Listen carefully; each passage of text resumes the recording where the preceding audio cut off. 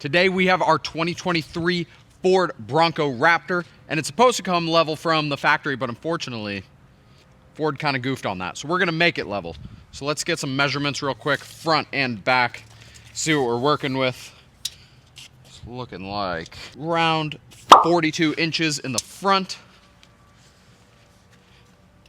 and in the back, looking like a little under 44 inches. So a little bit of discrepancy, but we're gonna go get this guy set.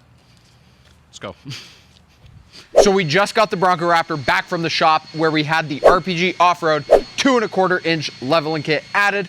Now we're gonna do some after measurements, see how we're looking. The front looks like it is about 44 inches, which is right on par with what we had.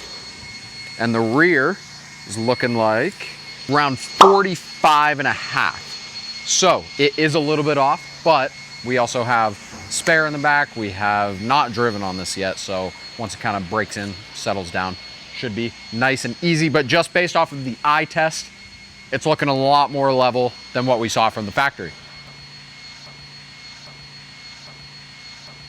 So, if you want an RPG off-road, we gotcha. See you in the next video.